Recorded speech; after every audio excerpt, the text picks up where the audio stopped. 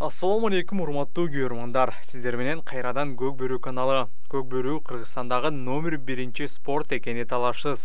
Өзүнүн кызыктуулугу менен бизди дайыма өзүнө тартып келет. Бирок ошол эле учурда Көк Бөрү өтө кооптуу спорт экенин дагы билебиз. Бул чыгарылышта Көк Бөрү тарыхындагы эң кооптуу 10 учурду көрсөтүп, айтып беребиз. Видеону аягына чейин көрүп, каналга жазылып кетиңиздер. Биринчи учур Манас Ниязовдун аты менен мүдүрүлүп кеткен учуру. Достук Сарыөзөн беттешинде Манас Ниязов улакты жерден алып, чабуулга чыгып бара жаткан учурда аты менен кошо жерге түшүп кеткен. Бактыга жараша Манас бул эпизоддо жаракат алган эмес.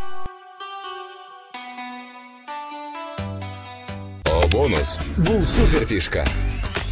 О байланышын колдонобуз. Бонус алабыз. Кофе ичебиз. Бонус алабыз. Сүйүктүүлөрүбүзгө гүлдесте тартуулайбыз. Бонус алабыз. Үй бүлө үчүн сатып алууларды ишке ашырабыз. Бонус алабыз. Өзүбүздү эркелетебиз. Бонус алабыз. Анан бонустарды каалаган нерсеге жумшайбыз. Же телефондун балансына которобуз. О бонустар мына ушинтип айланып жүрө берет. Өтө эле жөнөкөй, өтө эле пайдалуу. Экинчи кооптуу учур ынтымак менен достук командаларынын ортосундагы оюнда болгон. Ал учурда достукта ойноп жаткан Таласбек Дүйшайлиев Тайгазандын жанына жакыныраак жерде жаткан улакты алып, Эрлан Төлөбековдун тоскоолдугуна карабай салым салып кеткен. Бул учурда ынтымактын оюнчусу анын белинен кармап илип кеткен. Бактыга жараша Таласбек ордунан туруп, дароо оюнду уланткан. Кийинки кооптуу учур ынтымак Сарыөзөн беттешинде болгон. Сарыөзөндүн лидери Сейитбек Анарбек уулу улак менен чабуулга бара жаткан учурда коргоочу Тойчу Коргонбаев жакын аралыктан эле сүзүп, атаандашын кулаткан. Бул жерде атайын катуу келип урдурган эмес, бирок ошентсе дагы Сейитбек жерге кулап калган. Ынтымактагы жакын досу Нуржан аттан түшө калып, Сейитбекке алгачкы жардам көрсөткөн.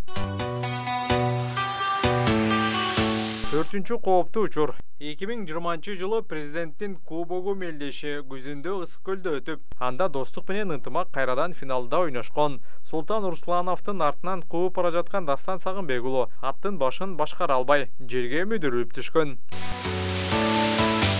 Ошол эле оюндагы дагы бир кооптуу учурду эсте кетели. Ынтымактын капитаны Жоки Орозбаев улак үчүн күрөшүп, аттан кулап түшкөн.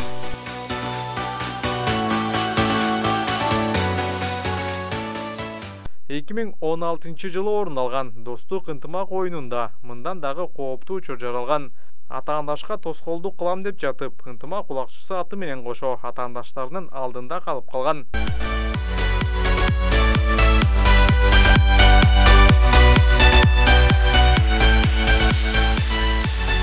Достук ынтымак оюндагы кооптуу учурлардын кээ бирлерин назарыңыздарга салалы.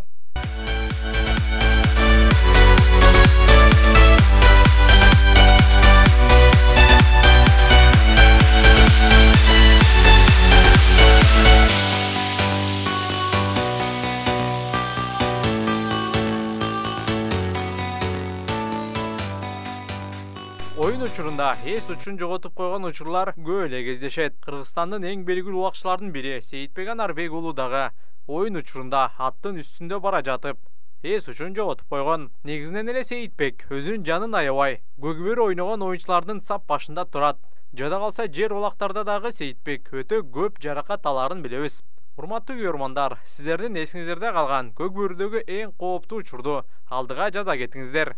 Жана албетте каналга жазылып, видеого лайк коюуну унутпаңыздар.